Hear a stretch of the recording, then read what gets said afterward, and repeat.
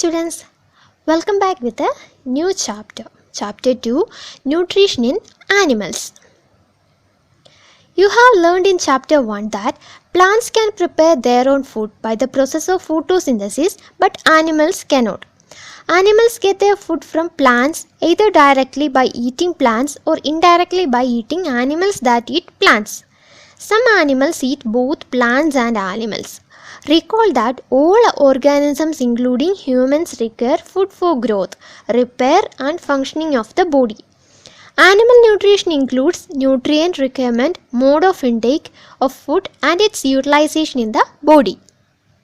So in our previous chapter we have learned that plants prepare their own food by the process called photosynthesis, whereas animals are directly or indirectly depending upon the plants for their food. Directly means they are directly eating these plants, or indirectly means they are eating the animals that eat plants. Okay, so some eat both plants and animals. We have learned such animals in last year, isn't it? Such animals are called omnivores, that eat both plants and animals. We have learned this in last year. Do you remember that? Yes. Food is very essential for all organisms for growth, repair and functioning of the body.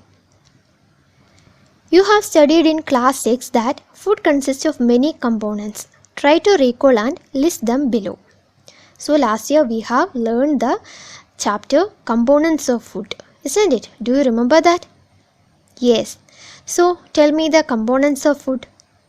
The components of food are carbohydrates, fat, protein, minerals, vitamins, roughage, etc. Isn't it? So we have learned it.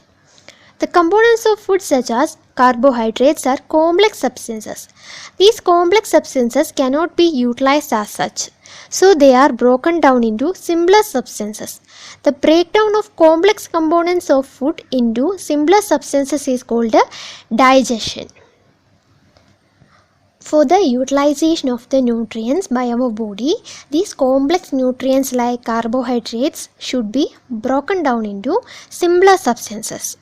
Okay, the nutrients will be present as complex substances. So this have to be converted into simpler substances. Then only our body can utilize these nutrients.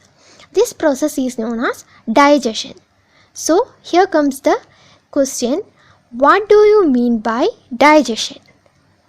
What do you mean by digestion? The answer is the breakdown of complex components of food into simpler substances is called digestion. This is the answer, the last sentence of the paragraph. Okay.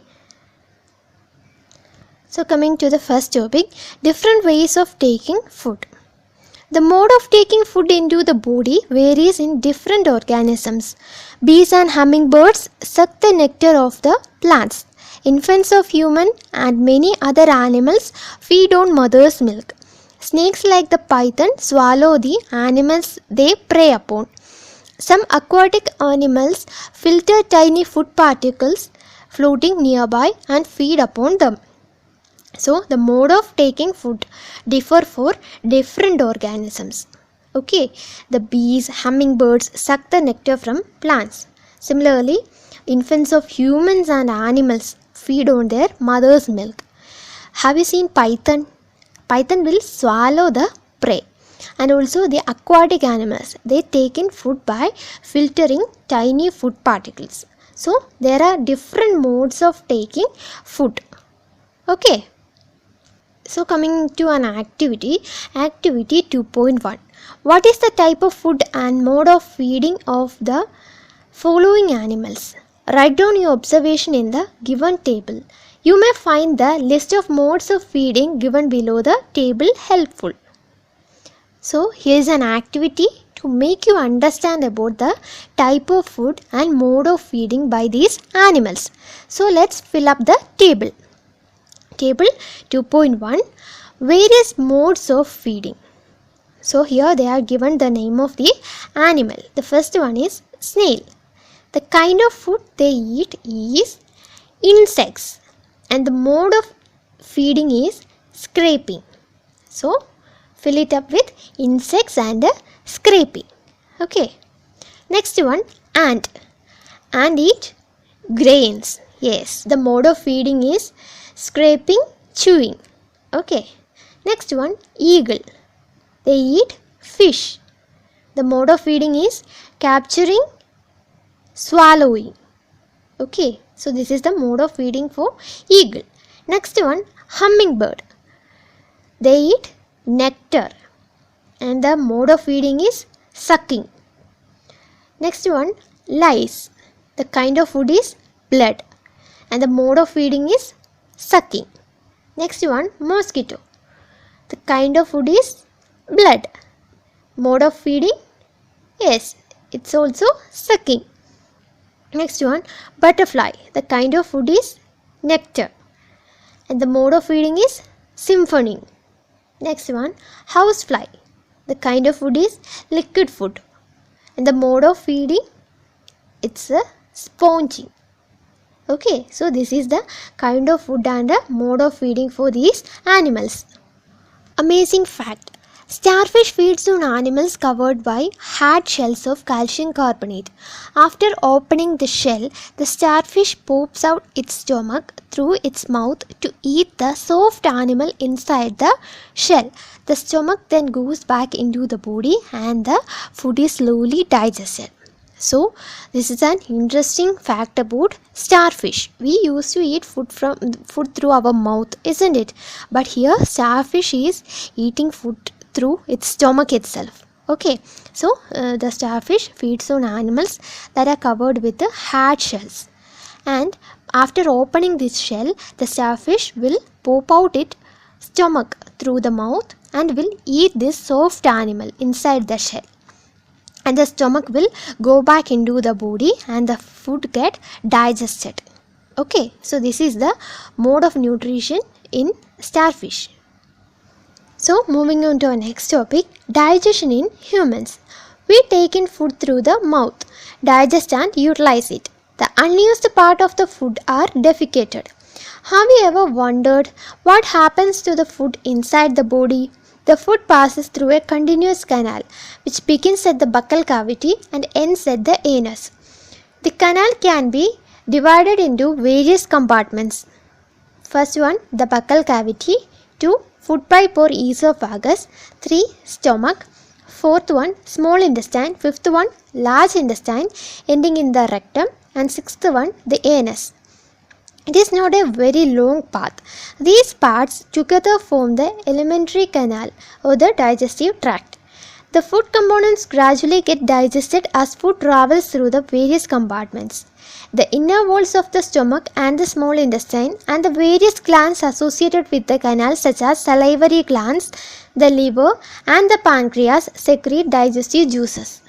The digestive juices convert complex substances of food into simpler ones. The digestive tract and the associated glands together constitute the digestive system. So moving on to the digestion in humans, we humans take in food through our mouth and then it will be digested and our body will utilize this, isn't it? And the unused parts will be defecated through anus. Okay, so let's see what happens to the food after going it into our mouth. Okay. The food passes through a continuous canal. This canal is known as alimentary canal or this is also known as digestive tract. Okay, so the food will move through a continuous canal which is known as alimentary canal. And this canal is divided into various parts.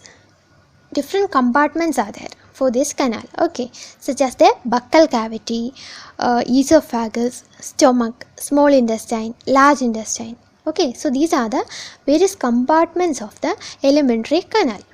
Okay, so we will take food through mouth and this food will travel through the alimentary canal.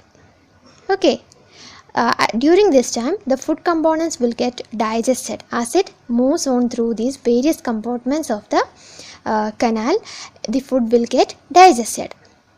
The inner walls of the stomach and also the small intestine, and along with that the various glands are also associated with this canal, such as salivary glands and all.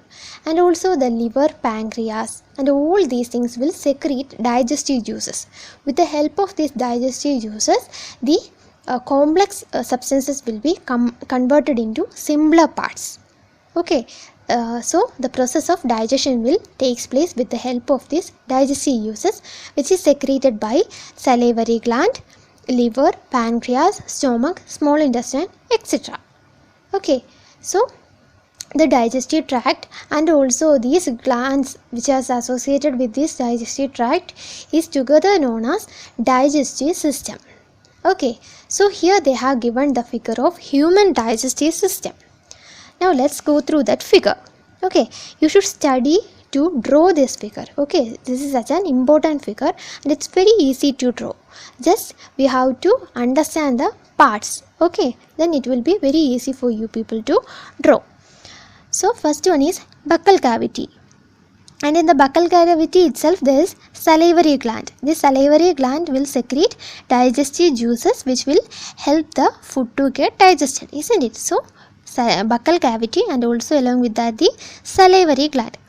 Then we can see a pipe-like structure we can see, isn't it? This is known as esophagus. It is also known as food pipe. Okay, so there is a pipe-like structure which is known as esophagus and its other name is food pipe. Next one, the food pipe goes to a structure known as stomach. So the food will travel through the buccal cavity and it will reach the esophagus and goes into stomach. Okay, and there we can see liver and gallbladder. Okay, and pancreas also. These all will secrete the digestive juices which is very important for digestion. Okay, so then from the stomach the food will move to small intestine. Okay, small intestine. Have you seen small intestine? Yes. From the small intestine it will move to large intestine. Okay, then to anus. So these are the compartments of our digestive system. Okay, so you should study to draw this picture. It's such an easy picture. Also you have to learn to draw a picture like this. Okay. So students, we will discuss the remaining portion of the chapter in next video. All of you subscribe to the channel and press the bell icon so that you will get the notification of next video. See you soon. Thank you.